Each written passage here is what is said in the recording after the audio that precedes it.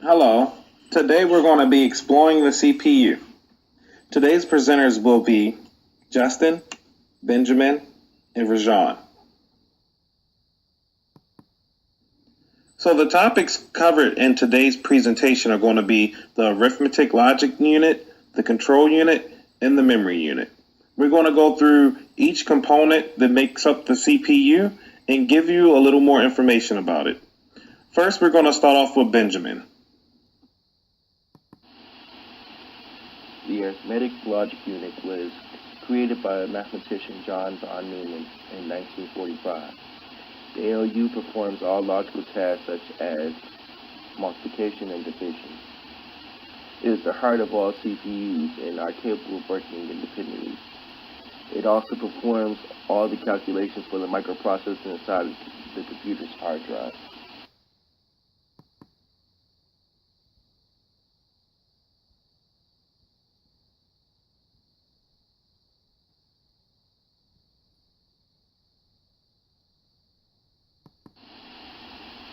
Listed below are some of the daily functions that the ALU are asked to perform within the CPU.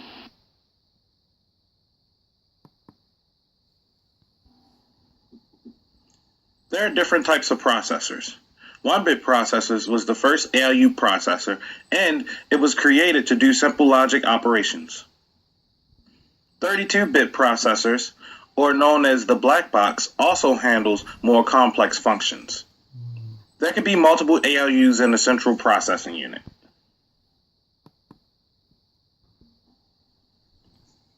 Most of a processor's operations are performed by one or more ALUs.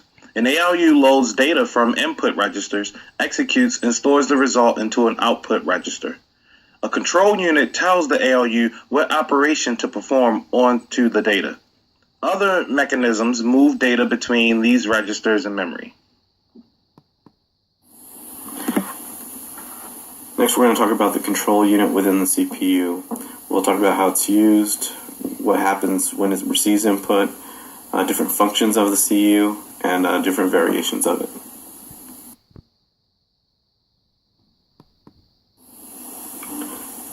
So how is the control unit used? Pretty much, it directs all operations within the CPU. It interacts with the ALU and the memory on dictating how to respond to instructions given by certain programs. It works with input and output devices. In the next slide, I'll show you how the information comes from each of these two units within the CPU.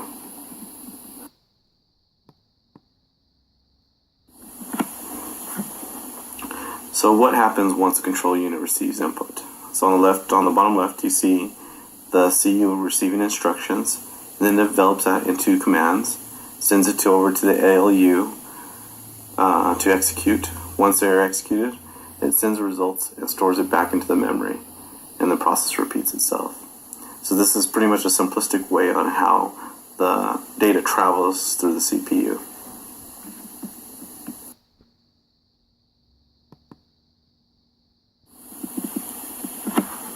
So there's other function of the control unit. It pretty much standardizes and controls timing signals for the CPU. It initiates what is called the machine cycle, which is the actual time it takes to complete all of its operations, which typically lasts a few milliseconds.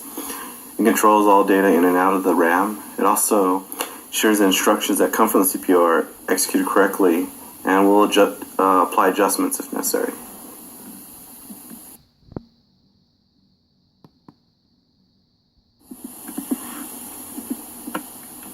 So the last thing I'm going to talk about is the two variations of the CU, the hardware and microprogram. I'll talk about a few pros and cons on each. So on the hardware, it's typically the standard that's been used in the past. It's faster and cheaper. Cons are it must contain complex logic to operate. Now is being used more and more today is microprogram. It's easy to implement, it's flexible, and it can do multiple instructions at a time. But the cons are it's being new, it's expensive, and it tends to be slow.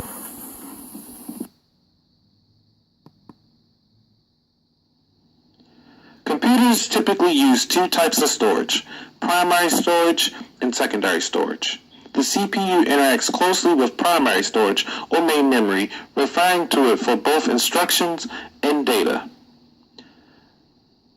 This portion technically isn't a part of the CPU, but is considered to be a part of the CPU in most models.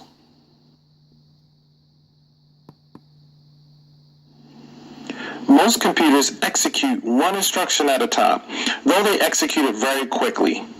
Many personal computers can execute instructions in less than 1/1,000,000th of a second, whereas supercomputers can execute instructions in less than 1/1,000,000th of a second.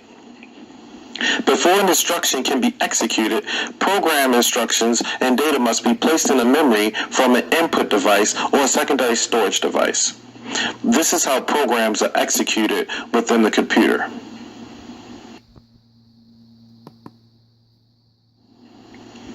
Registers are temporary storage areas for instructions. They are not a part of memory, rather they are special additional storage locations that offer the advantage of speed. Registers work under the direction of the control unit to accept, hold, and transfer instructions of data and perform arithmetic or logical comparisons at high speed. There are 4 different components to the register. Computers usually assign special roles to certain registers, including the accumulator, which collects the results of computations, an address register, which keeps track of where a given instruction in memory is stored. Each storage location in memory is identified by an address, just as a house would be identified on the street with an address. A storage register, which temporarily holds data taken from or about to be sent to memory, and a general purpose register, which is used for several functions.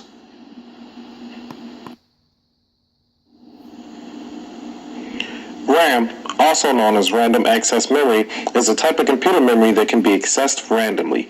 That is, any byte of memory can be accessed without touching the preceding bytes. RAM is the most common type of memory found in computers and other devices.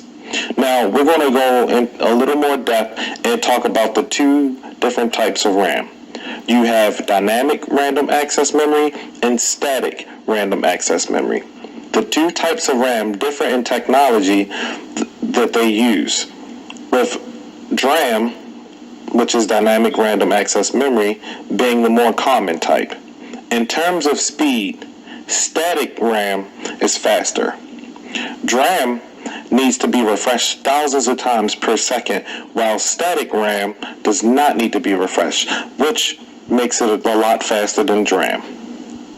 Now, some of the differences between that, like I stated before, is speed, which is always going to be something that you look forward to inside of the CPU. You want the fastest processing speed within the CPU. So you always, well, not always, but most devices now use DRAM.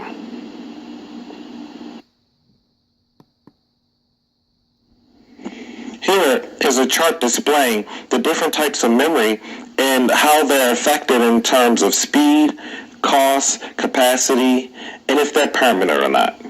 So as you see, the registers cost the most out of all with the lowest capacity. However, they provide the fastest speed for your system.